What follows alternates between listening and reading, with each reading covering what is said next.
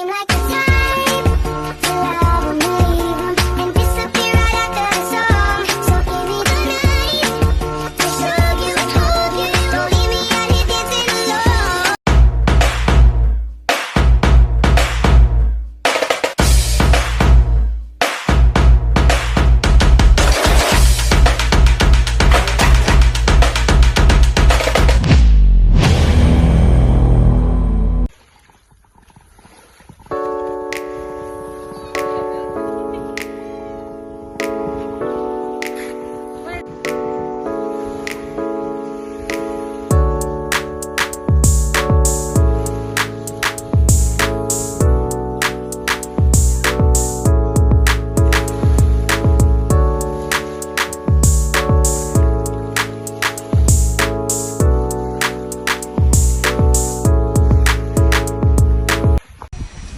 Halo guys, assalamualaikum warahmatullahi wabarakatuh.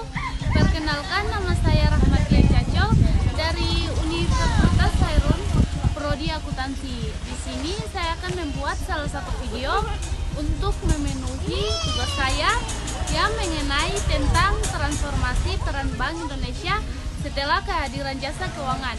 Baik, tanpa berlama-lama lagi, saya langsung saja menjelaskan sedikit materinya. Baik, langsung di sini, Bank Indonesia atau BI adalah Bank Sentral Indonesia yang memiliki tanggung jawab utama dalam menjaga stabilitas moneter, sistem pembayaran, dan stabilitas sistem keuangan. Sebelum pembentukan Otoritas Jasa Keuangan atau OJK, BI juga bertugas mengawasi sektor perbankan. Namun dengan lahirnya OJK berdasarkan Undang-Undang Nomor 21 Tahun 2011 terjadi transformasi peran signifikan yang melibatkan pengalihan pengawasan mikrodekrosial ke OJK. Langkah ini diambil sebagai bagian dari upaya untuk memperkuat stabilitas sistem keuangan Indonesia melalui pengawasan yang terintegrasi dan mengurangi potensi konflik kepentingan antara peran pengawas dan kebijakan moneter yang sebelumnya berada di tangan BI. Transformasi ini tidak hanya membawa dampak positif, tetapi juga menghadirkan tantangan yang perlu diatasi. Yang kedua, latar belakang pembentukan OJK. OJK dibentuk sebagai lembaga independen yang memiliki tugas dan wewenang untuk mengatur dan mengawasi seluruh kegiatan di sektor jasa keuangan, termasuk perbankan, pasar modal, dan lembaga keuangan non-bank. Sebelum OJK berdiri, pengawasan terdapat sektor keuangan di Indonesia dilakukan secara terpisah. Di sini BI mengawasi sektor perbankan, Bappepan LK mengawasi pasar modal, lembaga keuangan non-bank seperti asuransi dan dana pensiun. Namun, pengawasan yang terfragmentasi ini menimbulkan beberapa masalah, seperti tidak adanya pengawasan yang terpadu untuk konglomerasi keuangan yang bergerak di lebih dari satu sektor, kesulitan dalam mendeteksi potensi risiko sistem yang berasal dari keterkaitan antara sektor keuangan. Untuk mengatasi masalah tersebut, OJK terdirikan sebagai lembaga yang mengintegrasikan pengawasan keuangan di semua sektor.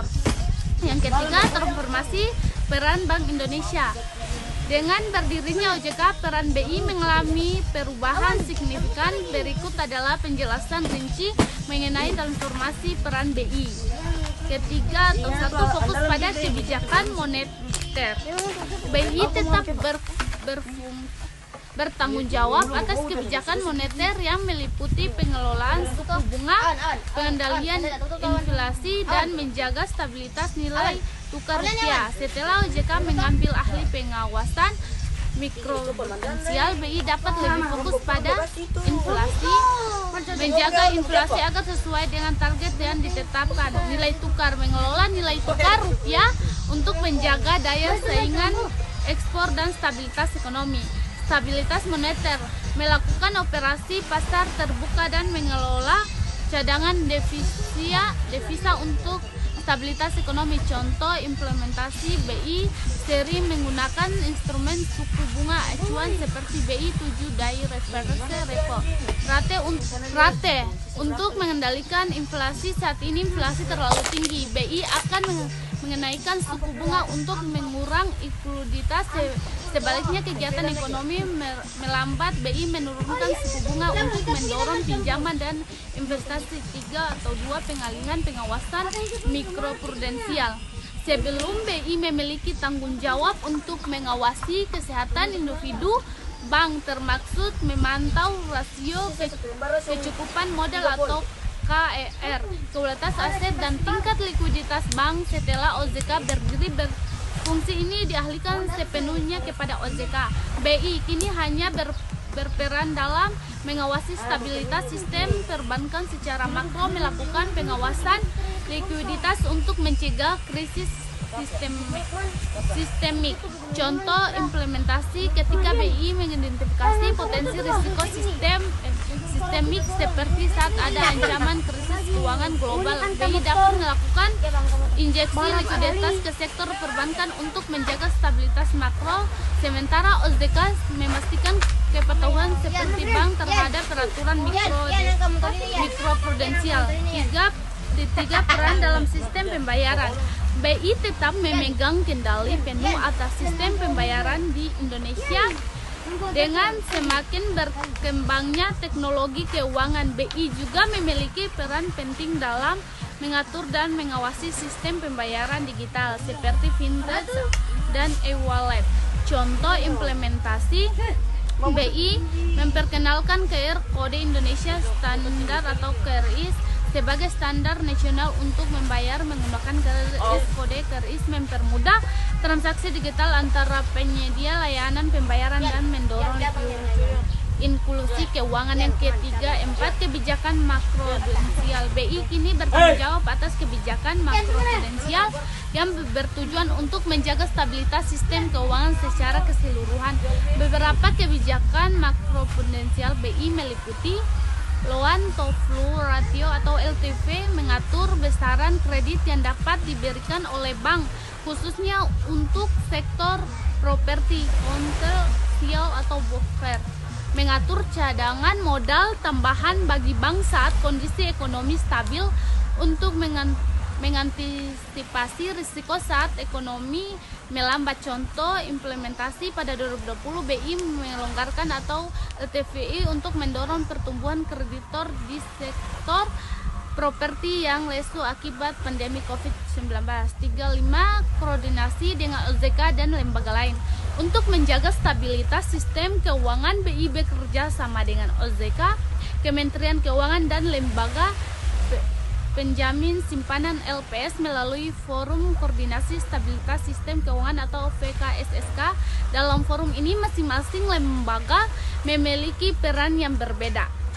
BI menjaga stabilitas moneter dan makroprudensial, OJK pengawasan lembaga keuangan secara mikroprudensial. LPS menjamin simpanan nasabah dan menangani bank bermasalah. Contoh implementasi selama pandemi COVID-19, VKSSK mengeluarkan kebijakan terpadu di mana BI memberikan pelonggaran moneter, OJK memberikan relokasi kredit, dan LPS memastikan penjaminan simpanan tetap berjalan. 4.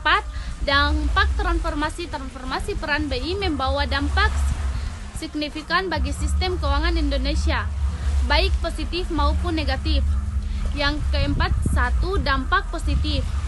Fokus yang lebih tajam. BI dapat lebih fokus pada stabilitas moneter dan makroprudensial. Pengawasan terintegrasi, OJK mampu mengawasi konglomerasi keuangan dengan lebih baik, sinergi yang lebih kuat, koordinasi antara BI, OJK, dan lembaga lain semakin terorganisasi melalui VKSSK. 4.2 Tantangan koordinasi. Pada tahap awal transisi, ada tantangan dalam koordinasi antara BI dan OJK, terutama dalam pengawasan bank bermasalah. Kompleksitas sistem keuangan, munculnya fintech dan aset digital menciptakan tantangan baru bagi pengawasan sistem keuangan yang Nah, saya lanjut dengan contoh. Gerakan Ekonomi Syariah atau GRS, kampanye nasional untuk meningkatkan kesadaran masyarakat tentang keuangan syariah. Contoh seminar, lokakarya, dan publikasi informasi tentang produk perbankan syariah seperti KPR syariah dan pembiayaan mikro. Pelatihan dan sertifikasi. BI menyelenggarakan pelatihan untuk tenaga profesional di perbankan syariah. Contoh workshop untuk meningkatkan kemampuan pegawai bank syariah dalam menerapkan produk berbasis akad syariah. Kompetisi ekonomi syariah. BI mengadakan lomba karya tulis dan inovasi bisnis berbasis syariah untuk mahasiswa. Contoh kompetisi Business Plan berbasis syariah di Indonesia Share Economy Festival atau ISEF. 4. Dukungan terhadap inklusi keuangan syariah. BI mendorong bank syariah untuk menjangkau masyarakat yang belum memiliki akses ke perbankan UNBK atau population. Detail dan contoh. Bank Wakaf Mikro atau BI mendukung pendirian bank wakaf mikro di pesantren-pesantren untuk memberikan akses pembiayaan kepada masyarakat kecil.